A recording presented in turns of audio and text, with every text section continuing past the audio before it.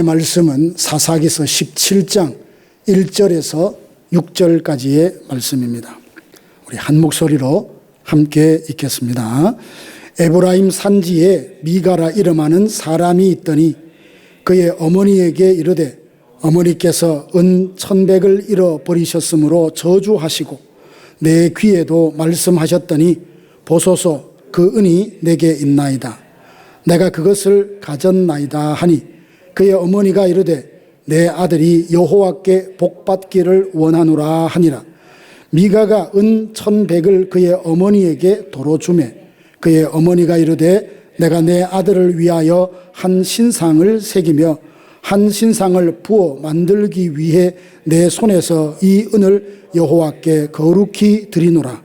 그러므로 내가 이제 이 은을 내게 도로 주리라.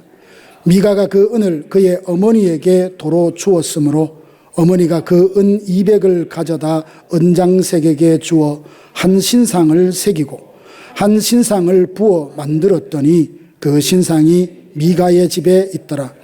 그 사람 미가에게 신당이 있으므로 그가 에봇과 드라빔을 만들고 한 아들을 세워 그의 제사장으로 삼았더라. 그때에는 이스라엘에 왕이 없었으므로 사람마다 자기 소견에 옳은 대로 행하였더라. 아멘. 건강검진을 받으러 가면 모든 장기들을 다 검사하지 않죠. 혈액을 검사하고 좀 문제가 있을 것 같은 그 한 부위에 조직을 채취해서 조직을 검사하지 않습니까? 그러면 그 조직은 작은 한 부분이지만 그 부분의 상태를 보면 그 사람 몸의 건강을 지레짐작할 수 있는 것입니다. 오늘 사사기의 저자도 이 방법을 사용합니다. 당시 350년 동안 있었던 그 이스라엘의 사사시대, 그 시대를 살았던 이스라엘 백성들의 영적 상태가 어떠했나를 보여주기 위해서 낱낱이 다 드러낸다기보다 한 가정을 픽업을 해서 그 가정의 모습을 적나라하게 다 들어 보이므로 그 가정의 모습이, 그 가정의 영성이 꼭 그 시대 이스라엘의 영성이라는 것을 우리에게 말해주고 있습니다. 이 미가의 가정을 모습을 통해서 당시 이스라엘 전체의 영적 상태가 어떠함을 알 수 있는데요. 오늘 이 밤 우리는 이 미가의 가정이라는 영적 세포를 좀 자세히 들여다보면서 자기 소견에 옳은 대로 행했던 그 사사시대가 하나님의 뜻에서 얼마나 어긋나 있었나라는 것을 다시 한번 확인하고 돌아볼 수 있기를 원합니다. 동시에 지금 이 시대를 살아가는 우리가 또 우리의 가정이 하나님 앞에 어떤 모습인가 스스로 자문해보고 하나님이 기뻐하시는 모습으로 반듯하게 다시 세울 수 있는 그런 계기가 되기를 원합니다. 하나님께서 그 사사시대에 살았던 미가의 가정을 진단해 봤을 때 첫 번째 드러난 결과는 무엇이냐? 복은 너무나 원하지만 복을 받을 수 있는 길은 걷지 않는 가정의 모습을 보게 됩니다.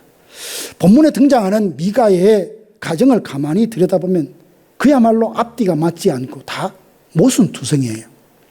어떻게 이런 일이 한 가정, 예수 믿는 하나님의 백성의 가정에 이런 일이 있을 수 있을까? 이렇게 질문을 일으키는 그런 표현들이 있습니다. 가장 먼저 눈에 띄는 것은 이 가정에 아버지가 전혀 등장하지 않습니다. 여기 아버지가 등장하지 않는다는 것은 남편이나 아버지가 세상을 떠났다 그런 의미가 아니에요. 우리가 어떤 영화를 보면 감독은 뒤에 배경에 나무 하나 그리고 데코레이션 하나까지 정확하게 계산되어서 다 의도된 대로 영화를 촬영합니다. 사사기 성경을 기록할 때 이 저자도 그냥 아무런 의미 없이 아버지라는 이름을 뺀 이야기가 아니라는 거죠. 결국 이스라엘 백성들에게 아버지란 존재는 자녀에게 말씀을 전수해야 될 영적인 가장인데 그 존재가 가정에 없다는 겁니다. 이것은 이스라엘에 참된 왕이 없어서 자기 소견에 옳은 대로 행하던 그 시대의 무질서한 모습을 한 단면으로 보여주고 있는 겁니다. 이 무질서 속에서 아들 미가는 어머니의 은 1,100개의 세계를 훔칩니다. 굉장히 큰 금액이에요. 들릴라가 블레셋 사람과 계약을 하고 삼손을 너희 손에 넘겨주면 이것을 주마라고 했던 돈이 은 1,100입니다. 그러니 결코 작은 돈이 아니에요. 이것이 없어지자 어머니는 아마 가족들 중에 누가 훔쳐갔다고 생각했는지 가정 안에서 큰 소리로 소리를 칩니다. 이것을 훔쳐간 사람은 저주를 받을지어다. 큰 소리 쳤더니 그 소리를 듣던 아들이 아이쿠 큰일 났구나 하며 자기가 훔친 은 1,100을 어머니한테 갖다 줍니다. 그랬더니 어머니가 어떻게 말합니까? 태도가 갑자기 180도 바뀝니다. 그 아들의 죄를 꾸짖고 그리고 회개케 하는 것이 아니라 곧장 그 아들을 축복합니다. 내 아들이 여호와께 복받기를 원하노라. 공의는 온데간데 없고 내 아들이니까 무조건 복을 받아야 된다. 이 생각으로만 가득했던 거죠. 자녀의 복을 구하는 그 부모의 마음은 결코 잘못됐다가 할 수 없습니다. 어느 부모가 자녀가 복받고 사는 것을 싫어하고 거부하겠습니까? 그 소망하는 것이 틀렸다는 것이 아니라 방법이, 자세가 잘못되었다는 거죠. 자녀가 하나님 앞에 올바로 서서 정말 그렇게 살아가도록 이끌어주는 영적인 분별력이 없이 아들의 잘못을 사랑으로 바로 잡아주기보다는 죄의 결과를 종교적인 어떤 것으로 다 덮어주려고 하는 이런 잘못된 사랑을 보게 됩니다. 더 나아가 이 어머니는 아들에게 임할지도 모를 저주를 막아보겠다고 생각했던지 그 발상도 또 기가 막힙니다. 은 1,100을 하나님께 드린다 하면서 그걸 가지고 왜 우상을 만든다고 하는지 말이 앞뒤가 맞지 않잖아요. 하나님이 가장 싫어하시는 것이 우상을 숭배하지 말라는 것인데 잃어버린 돈을 다시금 되찾았을 때 하나님께 드린다라고 하면서 그걸 가지고 우상을 만드는 모습을 보게 됩니다. 그리고 다 드리겠다고 했는데 200세겔만 드리는 걸 보면서 말과 행동이 일치하전 그 어머니의 행동과 아들의 행동을 통해서 그때 당시에 이스라엘 백성들이 하나님을 왕으로 주인으로 삼지 아니하고 자기가 주인이 되어서 제 좋을 대로 살아가는 것이 보편적인 현상이었다라는 것을 이 가정을 통해서 보여주고 있습니다. 미가 역시 자기 집에 개인 신당을 차려놓고요. 제사장 오신 에봇과 점치는 도구인 드라빔을 만들어서 우상을 숭배했습니다. 나중에 떠돌던 레위인 청년을 데려다가 고용해서 자기를 위한 제사장으로 삼는 것을 봅니다. 그러면서 이렇게 말합니다. 13절 보면 이제 레위인이 나의 제사장이 되었으니까 여호와께서 내게 복 주실 줄을 아노라. 아들도 어머니도 오직 관심은 복이에요. 복 받는데 관심이 있는데 정녕 복을 받을 만한 삶의 어떤 증거는 없다는 거죠. 복을 원하지만 복을 받을 수 있는 길, 그 길은 걷지 않는 그 모습이 미가의 가족들의 모습입니다. 사랑하는 성도 여러분, 이 땅에 살아가면서 우리도 다 복 받기를 원하잖아요. 그거 잘못된 거 아닙니다. 복 많이 받으세요. 이것도 무조건 기복적이라고 정죄할 일 아니에요. 우리는 하나님께서 주시는 복을 받아 누리도록 부름받은 사람이고 그 복을 감사함으로 누릴 줄도 알아야 하는 사람들이죠. 그런데 어떻습니까? 지난 오랜 세월 고단한 이민 생활의 풍파를 견뎌오면서 참 힘들고 어려운 일 참 많았지 않습니까? 다시는 그런 상황, 그런 때, 그런 일을 만나고 싶지 않고 재현되지 말았으면 좋을 것 같은 이런 일들이 여러분 안에 있었을 겁니다. 그럼에도 불구하고 그 험한 길을 다 지나서 다 통과해서 하나님의 은혜로 여기까지 온 거죠.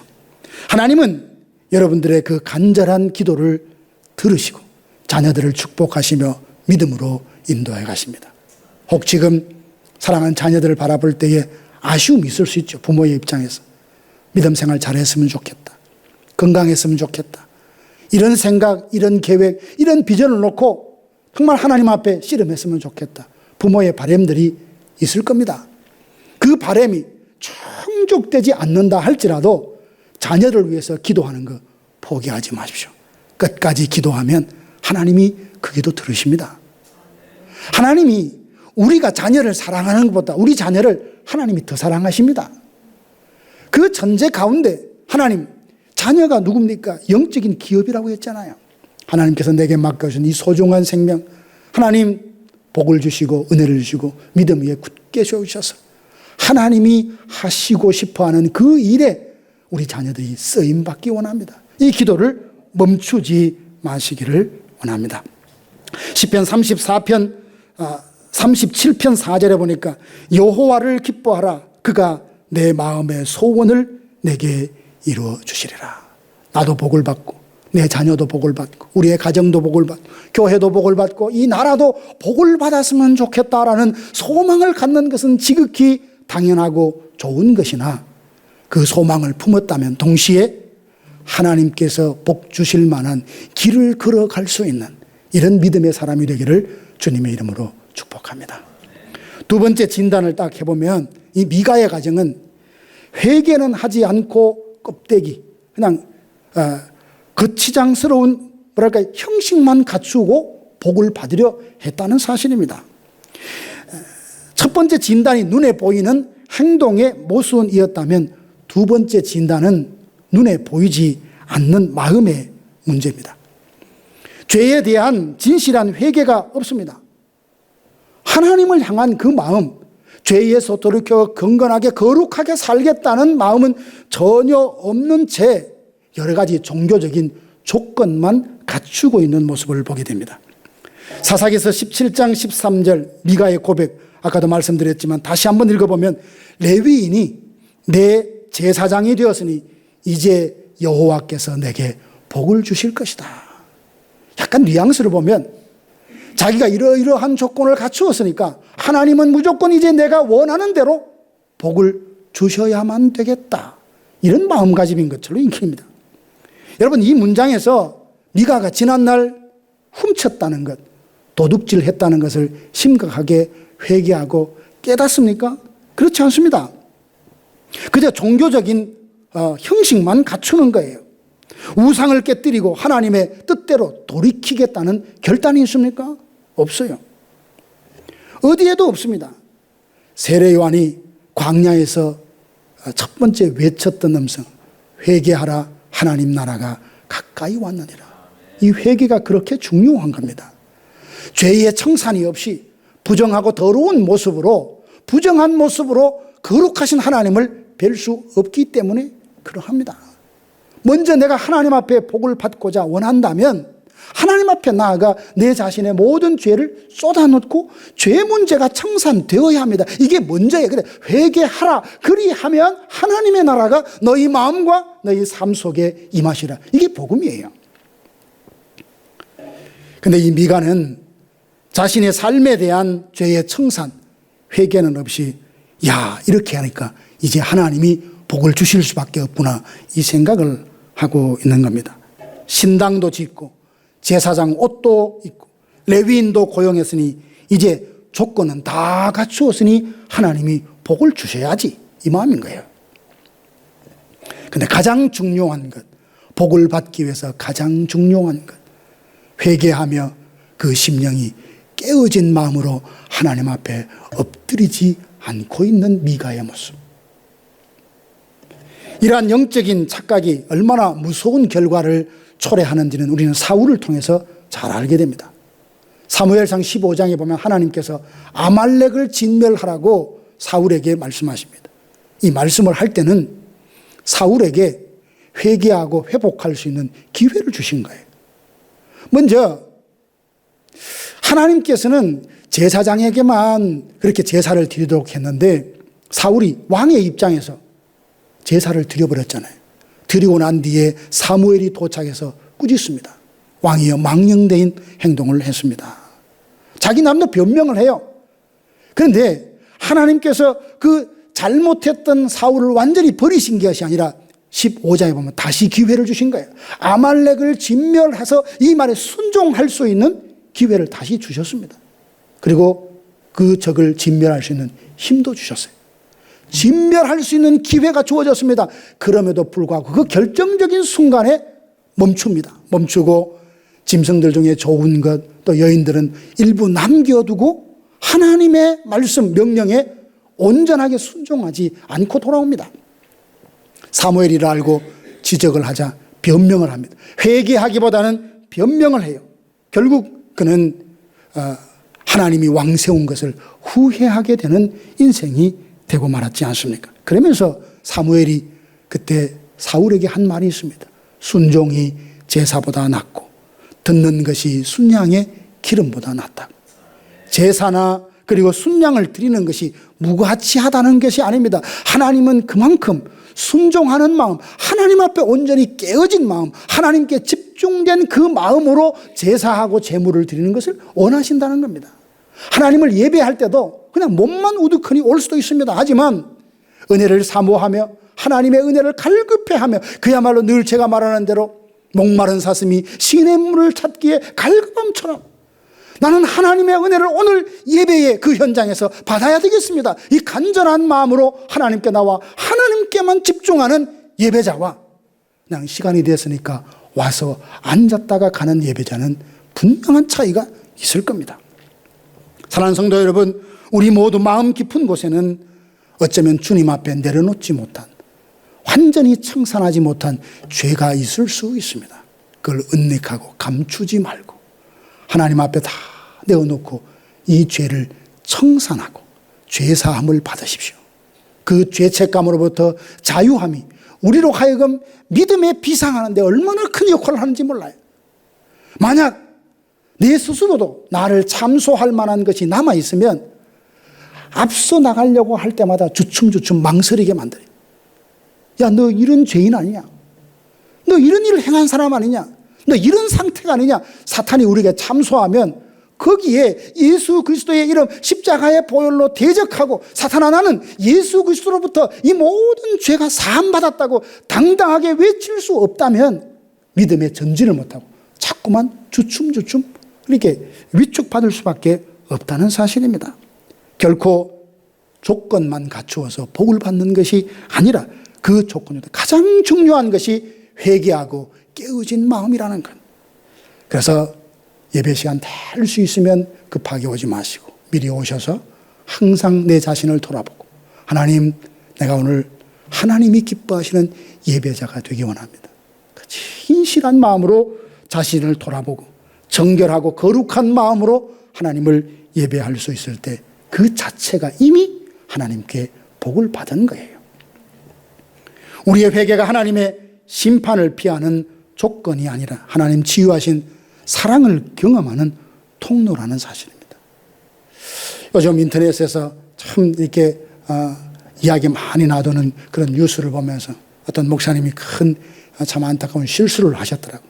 교회는 아주 큰 교회인데도 어떻게 저런 말을 할 수 있었나 저도 이해가 되지 않는 부분이 있습니다. 그런데 그분이 이제 공식적으로 사과문도 내는데 다 반응들이 뭐냐 하면 저 진실한 거 아니다는 거예요. 진실한 사과 왜 그래요? 만약 이것이 만천하에 드러나지 않았으면 스스로 깨닫고 멈출 수 있었겠느냐라는 거죠. 그러면서 비판하는 사람들이 매가 두려워서 자기의 권력이나 자기의 지위를 계속 유지하기 위해서 악어의 눈물이다 또 이렇게 비난하는 사람들도 있더라고요. 우리가 정말 회개하는 것은 하나님의 진노가 두려워서 우리가 회개하라는 거 아니에요.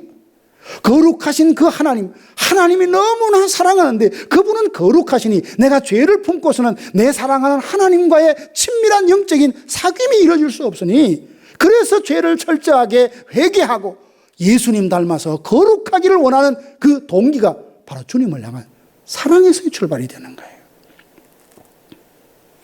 오늘 이 금요 기도의 시간 복을 받기 위해서 종교적인 거래 같은 그런 조건보다는 먼저 십자가의 은혜 앞에 우리의 완악한 마음을 철저히 깨놓고 깨어진 마음으로 상한 심령으로 하나님 앞에 나와서 주님께 은혜와 복을 받는 저와 여러분들 되기를 주님의 이름으로 축복합니다.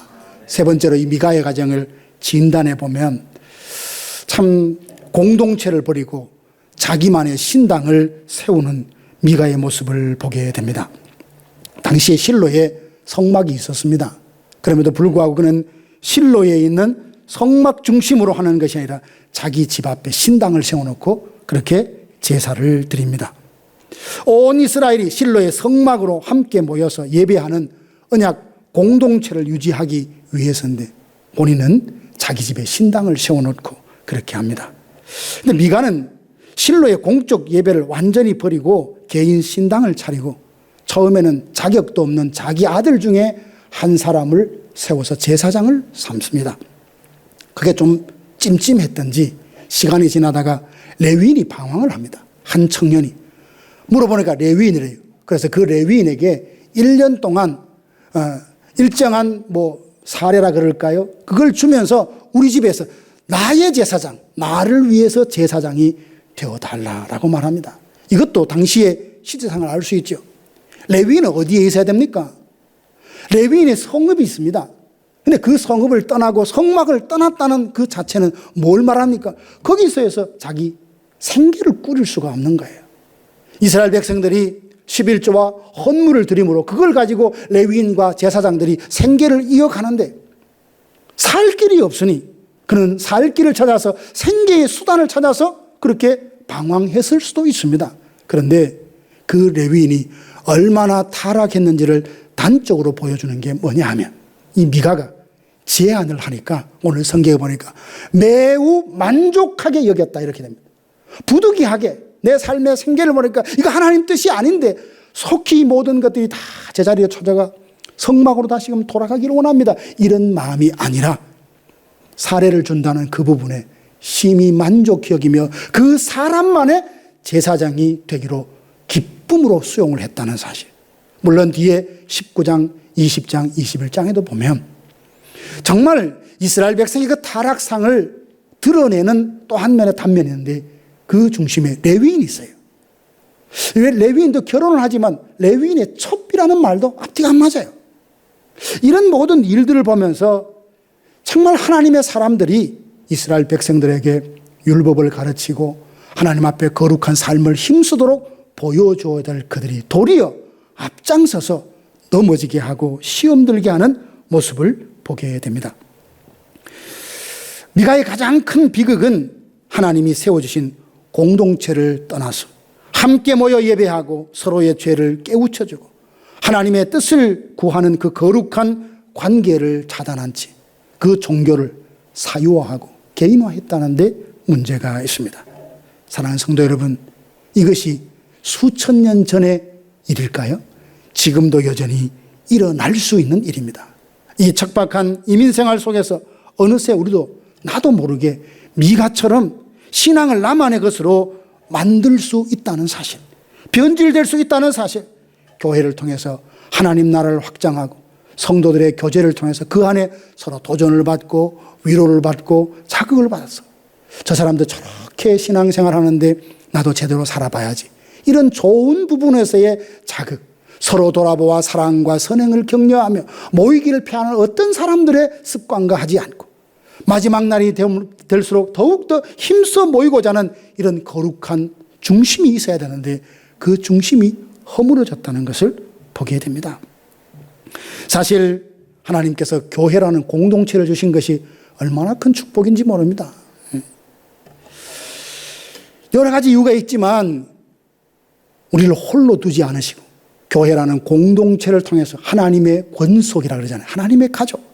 여기 안에서 서로 사랑하며 서로 하나님의 어떤 귀한 그 뜻이 무엇인가를 찾아가고 발견하고 도와주고 세워주는 아름다운 하나님의 나라의 그 모습을 맛볼 수 있는, 경험할 수 있는 공동체를 허락해 주셨다는 사실이었어요. 교회는 얼마나 영광스럽고 존귀한지 모릅니다. 많이 모이든 구성원이 어떤지 상관이 없습니다. 그 교회를 구성하는 한 사람 한 사람이 하나님 앞에 진실하고 정말 하나님이 기뻐하시는 그 삶을 살고자 부단히 애쓰는 거룩한 열망을 가진 사람이라면 숫자에 관계없이 그들이 다니고 그들이 세우는 교회는 주님 앞에 존귀하다는 거죠. 주님이 보배롭게 여기는 아름다운 공동체인 줄로 믿습니다. 여기에서 또한 레위인과 그리고 미가의 서로 시각을 보면서 우리가 목회자를 바라보는 시선도 한번 돌아볼 수 있기를 원합니다. 강단에서 말씀을 이렇게 전할 때 보면 참 우리가 기도하다 보면 여러분이 얼마나 피곤한지 곤고한지 이렇게 알게 돼요. 그래서 항상 제가 그 설교문을 다 쳤을 때도 마지막에 점검하는 키가 있어요. 그게 뭐냐 하면 성도들에게 비난이나 책망이나 추궁이 아니라 위로가 되고 소망이 되고 힘을 얻게 하는 내용이기를 소망한다고 그렇게 점검을 해봅니다. 그러면 이게 뭐라 할까요? 이렇게 빨갛게나 노랗게 이렇게 형형색깔이 뜨면서 좀 말이 좀 자극적이다. 그런 부분은 탁탁 컴퓨터 화면에 떠올라요. 그런 지우고 다시. 그러나 어떤 데 기도하면 이 정도의 표현을 해야지라고 자꾸 마음에 들면 또 할 때도 있습니다.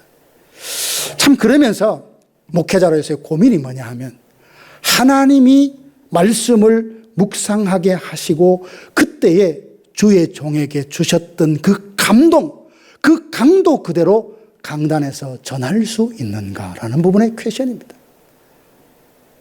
어떨 때는 서재에서 혼자 펑펑 울기도 하고 주체할 수 없어서 자리에서 일어나 혼자 춤추기도 하고 그 감정이 설교하는 그 당시에 그대로 배가 되어서 전달되냐 그러지 못할 때가 있어요. 그럴 때 참 안타깝고 또 한 번은 또 어떤 경우에는 성도들이 하나님의 종들에 대해서 말씀에 대해서 여러 가지 생각들을 하는데 참 그런 부분에 좋은 충고가 있어요. 내가 생각하지 못했던 것을 생각하게 하고 자세를 바로 교정하는 것도 있습니다. 하지만 때로는 어쩌면 본인의 입맛에 그렇게 맞는 자기가 원하는 그 말씀만 자꾸 듣고자 하는 이런 부분은 혹 없을까? 이거 자꾸 되물어 보는 거죠. 결국 우리는 십자가의 그 분명한 진리, 복음 중에 복음을 듣고 전할 수 있는 이 마음만 가져야 합니다. 그래서 우리의 신앙이 전하는 사람도 듣는 사람도 함께 우리를 향하신 하나님의 뜻이 무엇인가 거기에 초점을 맞추고 전하는 자는 사랑으로 믿음으로 정말 엎드려서 기도하는 마음으로 전하고 듣는 이들도 믿음으로 역사한다라는 것. 하나님의 말씀은 믿는 자 속에 역사한다는 이 말씀을 기억하며 그 말씀을 들을 수 있어야 합니다. 사랑하는 성도 여러분, 오늘은 미가의 가정이라는 한 가정의 모습을 보며 사사시대의 영적인 상태가 어떤지 잠시 살펴보았습니다. 미가의 가정을 보니까 복은 원하면서도 복된 길을 걷지 않는 행동의 모순을 갖고 있고 회개 없이 종교적인 그런 껍데기만 채워넣는 마음의 공허함을 갖고 있고 공동체를 떠나서 자신만의 신당을 세운 관계에 파괴가 된 상태로 살아가면서 여전히 복이 있을 것이라 기대하고 살아가는 모습을 보게 됩니다. 진단만 하고 끝난다면 그것은 절망이겠죠. 조직 검사를 하는 이야기는 절망하라고 하는 것이 아니라 어떻게 고치고 어떻게 수술하고 어떻게 치료할 것인가를 알기 위해서 조직 검사를 하는 것처럼 오늘 이 말씀이 여러분에게 어떤 느낌과 감동으로 와닿는지 알 수 없습니다. 성령께서 이 말씀을 통하여 여러분에게 도전과 깨달음을 주시거든 곰곰이 생각해 보면서 하나님이 기뻐하시지 않는 모습은 하나 둘씩 정리하고 하나님이 기뻐하시고 좋아하시는 것은 점점 장려하고 북돋아서 우리의 모습이 걸음걸음 시간이 지나가면서 하나님이 원래 우리에게 원하셨던 기대하셨던 그 모습으로 정금같이 빚어져 가는 저와 여러분들 되기를 주님의 이름으로 축복합니다.